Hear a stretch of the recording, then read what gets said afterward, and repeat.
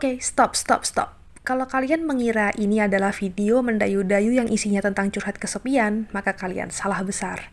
Kalau kalian ingin menonton kumpulan sajak-sajak indah yang meromantisasi kesepian, maka kupastikan kalian salah pilih video, karena video ini tidak akan membahas yang begitu-begitu. Hehehe.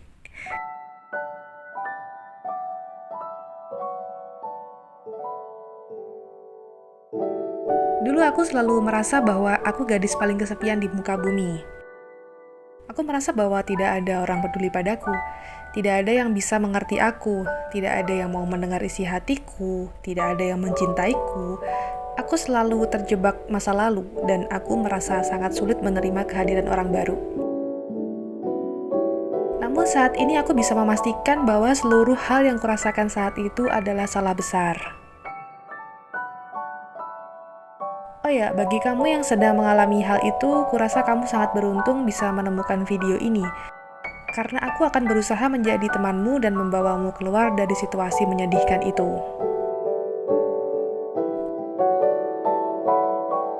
Percayalah padaku, terjebak dalam rasa kesepian itu sangatlah menyiksa. Itu adalah situasi yang sangat mengerikan bagiku.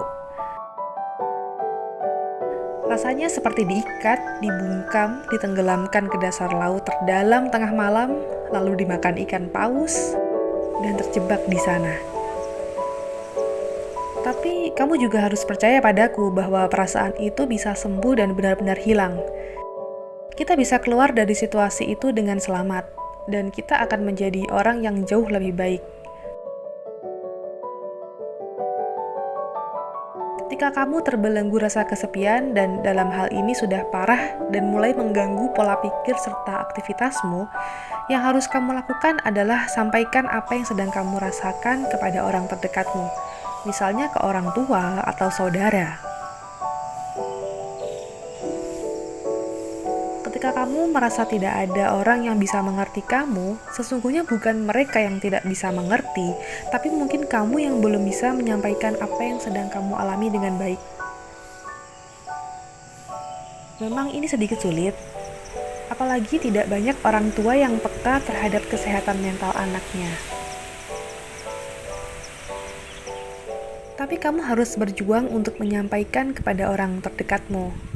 Sebenarnya apa sih yang kamu rasakan, apa yang sedang kamu alami, dan apa yang kamu butuhkan? Pelan-pelan saja dan gunakan tata bahasa yang mudah mereka pahami. Percayalah, mereka bukannya tidak peduli, tidak mau membantu, dan tidak memahamimu. Mereka hanya merasa tidak ada yang salah darimu dan melihatmu baik-baik saja. Karena kamu tidak menyampaikan pada mereka bahwa sebenarnya kamu tidak baik-baik saja.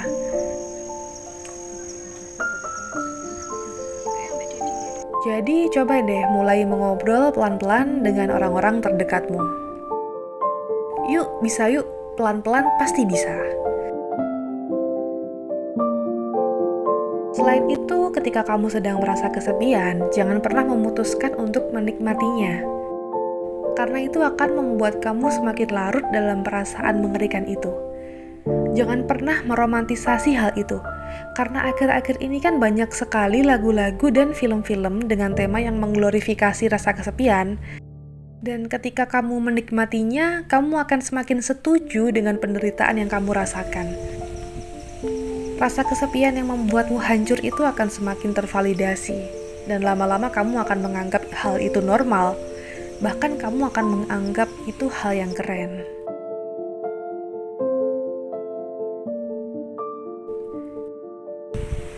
Jangan terlena oleh perasaan itu. Kamu harus berjuang untuk keluar dari situasi tersebut. Cari bantuan ke orang-orang sekitar atau ke profesional.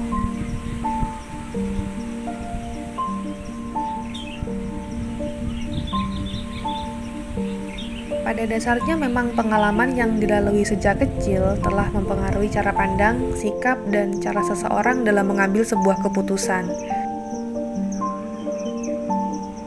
Dari sebuah pengalaman mungkin kamu dapat merasakan emosi senang, sedih, kecewa, marah, dan memicu munculnya sikap-sikap yang tidak sesuai atau malah terasa melemahkan diri sendiri.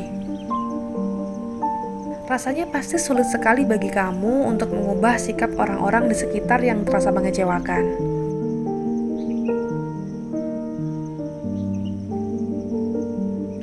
Selain itu, ketika menghadapi suatu masalah, saat ini mungkin dapat membuat kamu menjadi seseorang yang lebih sensitif, mudah tersinggung, dan memicu munculnya banyak permasalahan lain dalam hidupmu. Ketika berada dalam kondisi tersulit dan kesepian, mungkin seringkali kamu merasa ingin pergi jauh dan menghindari perasaan sedih itu. Hal ini turut diperkuat oleh sikap teman-teman dan orang terdekatmu yang kamu rasa tidak menunjukkan penerimaan ketika kamu menunjukkan kesedihan atau menceritakan permasalahan yang kamu alami. Namun demikian, jika kamu pergi, itu sebenarnya tidak akan membuat segala masalah menjadi lenyap. Begitu juga dengan perasaan tertekan yang hanya akan hilang sementara saja, dan malah bisa berkembang menjadi masalah-masalah lain yang akan memunculkan kondisi stres.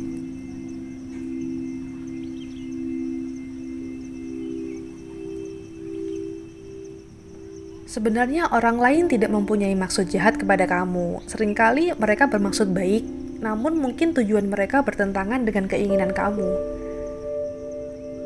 Oleh karena itu, kamu harus pelan-pelan mencoba mengenali dirimu sendiri. Cobalah untuk mencerna emosi yang sedang kamu rasakan.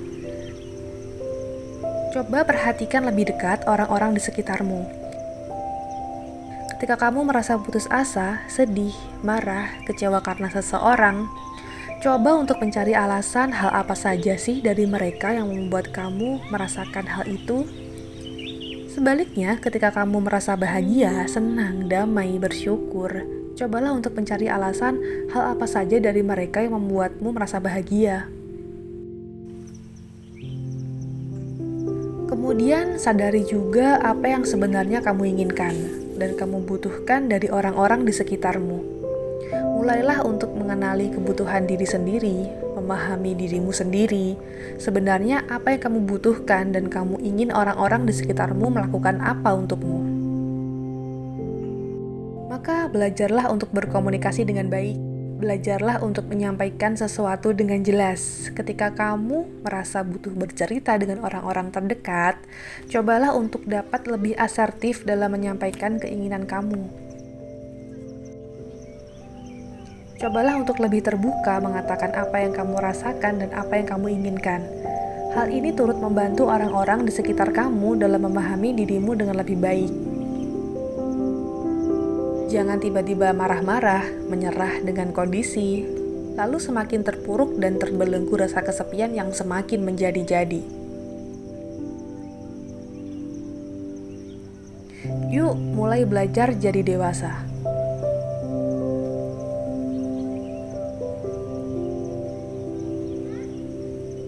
Oh ya, sebenarnya dari semua pembahasan ini yang terpenting adalah pendekatan kita pada Sang Pencipta. Ketika merasa kesepian, hati kita terasa hampa dan pikiran keruh, percayalah bahwa itu artinya hubungan kita dengan Sang Pencipta sedang jauh dan tidak baik. Maka pendekatan rohani menurutku adalah hal utama yang kita perlukan dalam situasi ini. Berdasarkan apa yang kurasakan selama ini, agama memang memberikan banyak harapan. Selama kita meyakininya, pasti kita akan baik-baik saja. Dan aku sudah membuktikannya. Karena aku adalah seorang muslim, maka sholat adalah cara pertamaku untuk mendekatkan diri pada Sang Pencipta. Jika sebelumnya aku memaknai sholat hanya sekedar sebagai ritual wajib, maka saat ini sholat sudah kujadikan sebagai waktu intimku bersama Allah. Menurutku, sholat adalah waktu me time terbaik, di mana aku bisa mencurahkan seluruh perasaanku dan curhat sepuasnya kepada Allah. Aku bisa menangis sepuasnya tanpa ada rasa gengsi, dan menceritakan apapun, termasuk hal-hal yang tidak bisa kuceritakan ke sesama manusia. Aku percaya sekali bahwa Allah Maha Mendengar, dan memang Allah itu sebaik-baiknya pendengar. Di momen itu pula aku melepas segala keresahan yang berhubungan dengan hal duniawi. Percaya deh, selepas sholat, seluruh beban berat itu tiba-tiba menjadi ringan. Selain sholat, aku juga mengamalkan zikir-zikir di setiap kesempatan. Dua zikir yang sudah berhasil membawaku keluar dari perasaan gelisah karena kesepian adalah istighfar dan doa Nabi Yunus.